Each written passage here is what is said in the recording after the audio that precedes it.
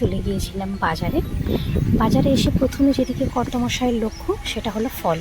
একটু লিচু আম নিয়ে নিল, তারপরে নিয়ে নিয়ে প্রভাত বন্ধুরা, কেমন আছো তোমরা?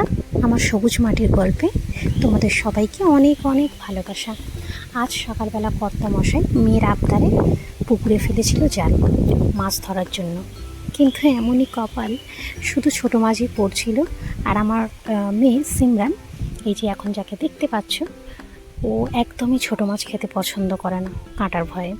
আর আমার ছোট্ট সোনামা, ও খায় না পেটি মাছ ছাড়া।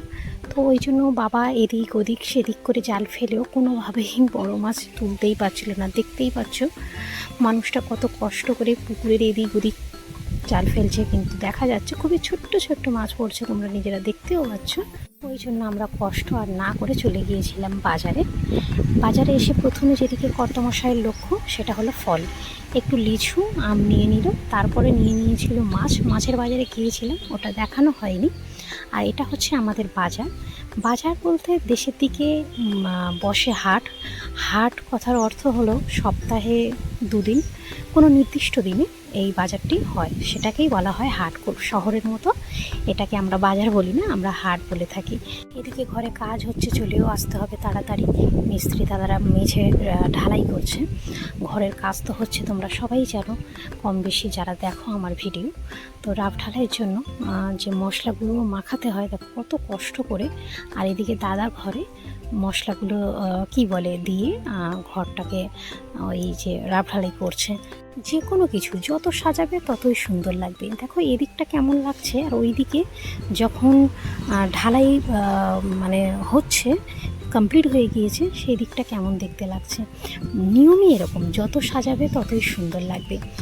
আর এখানে এই যে আমার কর্তামশাই নিয়ে চলে এসেছিলো, এটাকে কি গ্রাস কাপ না কি মাছ বলে, যাই হোক জ্যান্ত মাছ। তো মাছ আর মাছটা কতটা ডিম, তো ডিমের বড়া খুবই ভালোই লাগে। ওটাতে আমি এতটুকু দুঃখ পাইনি মাছের ডিম ছিল বলে, উল্টে আমার একটা পদ বেড়েই গেল। রান্না করে নিয়ে চলে এসেছি, আছে সাদা ভাত আর মাছের ডিম পেঁয়াজ দিয়ে বড়া, তার সাথে আছে ডাল, উচ্ছে দিয়ে ডাল, আর আছে মাছ ঝিঙে আলু দিয়ে সাদামাটা ঝোল। সত্যি বলতে দুপুরে সাদামাটা ঝোল জাস্ট জমে গেল। আজ বাবা বাড়িতে আছে, তাই সোনামা কত আনন্দ দেখো। মাম্মা, তুমি খুব খুশি হয়েছো? এই পাগলি দুষ্টু, এই দুষ্টু কি করছে দেখো, ভয় নেই। বাবা নিয়ে চলে এসছে, কত মজা করছিলাম আমি। সারাদিন এত দুষ্টামি করেও মন ভরে না। আর সত্যি বলতে কি, ও দুষ্টামিটা আমরা সবাই ভীষণ এনজয় করি, আমাদের ভীষণ ভালো লাগে। আর এখানে দেখো কত রকমভাবে এন্টারটেন করছে, যে কি বলবো, কার না ভালো লাগে বলো এমন কিছু দেখতে। দুষ্টামি করেই যায় দিদির সাথে, এখন হচ্ছে দিদির সাথে দুষ্টামি। তো চলো দুষ্টামি আমরা দেখি, আর তোমাদেরও যদি ভালো লাগে আমার সোনামায়ের এই দুষ্টামি আমাদের ভিডিও, তাহলে অবশ্যই একটা লাইক করে কমেন্ট করে আর সাবস্ক্রাইব করে পাশে থেকো।